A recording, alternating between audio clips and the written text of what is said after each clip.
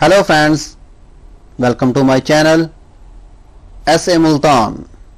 मैं हूं आपका होस्ट शाहिद अदरीस। अस्सलाम वालेकुम दोस्तों, उर्दू की एक न्यू वीडियो के साथ आज मैं आपके सामने हाज़िर हूं। दोस्तों, आज की जो वीडियो है ये हमारे इकामे के बारे में है, जो वर्क परमिट भी इसे बोलते हैं, कि हम कितने दिन पहले कम से कम हम इसको रिन्यू करवा सकते हैं। और मैंने इसी बारे में एक वीडियो पहले भी अपलोड की थी कि 2018 से पहले आप अपना इकामा तजदीद करवा लें। कहीं ऐसा ना हो कि 2018 में जो हमारा इकामा है या मकतब अमल की फ़ीस है वो ज़्यादा हो जाए और हमें फिर थोड़ी सी परेशानी का सामना करना पड़े। तो इसी लिहाज से मैं आज आपके सामने एक वीडियो लाया हूं ताकि आप उसको देखकर अपने वर्क परमिट जो अपना इकामा है कम से कम कितने दिन पहले आप उसे बना सकते हैं, ताकि आप किसी भी जो इजाफी चार्जेस हैं, इजाफी फीस है, उससे बच सकें। तो जिन दोस्तों ने अभी तक मेरा चैनल सब्सक्राइब नहीं किया तो वो यहाँ सब्सक्राइब के ऑप्शन पे क्लिक करके मेरे चैनल को सब्सक्राइब कर सकते हैं, और जो दोस्त फेसबुक यूज करते हैं वो यहाँ फेसबुक के पेज पे क्लिक करके इसको भी लाइक कर सकते हैं, क्योंकि अक्सर वीडियोस मैं फेसबुक के पेज पे भी शेयर करता रहता हूँ। चलिए दोस्तों, वीडियो स्टार्ट करते हैं। ये देखें दोस्तों, मैं आपके सामने एक न्यूज लेके आया हूँ। वहां पे लिखा हुआ है कि वर्क परमिट खत्म होने से 180 दिन कबल तजदीद, यानी कि आप अपना जो इकामा है तकरीबन कम से कम 6 मंथ पहले आप उसको तजदीद करवा सकते हैं। यानी कि एक महीने में 30 दिन है और ये है 180 दिन, तो इसका मतलब ये हुआ कि आप 6 महीना कबल अपना इकामा तजदीद करवा सकते हैं। यानी कि अभी जो है अगस्त का महीना चल रहा है, ठीक है दोस्तों।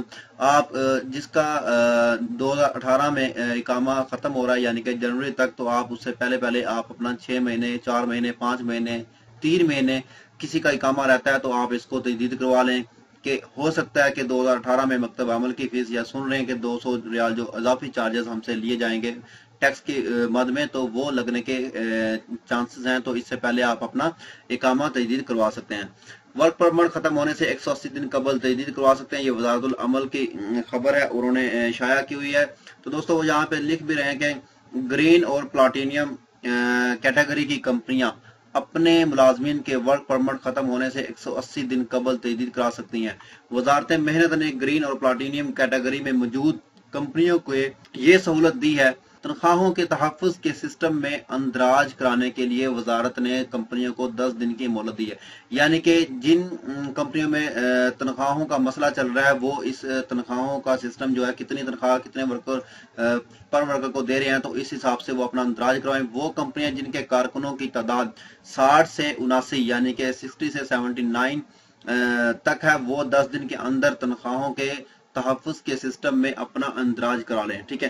तो जिनके जो मुलाजमीन है जिनके पास तकरीबन 60 से 79 तक यानी कि 60 से ज़्यादा है, यानी कि 50 से ऊपर जितने भी हैं, वो अपना जो तनख्वाहों का जो सिस्टम है वो अपना इंदराज करवाएं, ताकि वो बता सकें कि मैंने हर वर्कर को कितनी तनख्वाह मैं किस वर्कर को दे रहा हूँ, उस हिसाब से ये अपनी जो है इंदराज करवाए और बैंक के जरिए तनख्वाहें पे करे।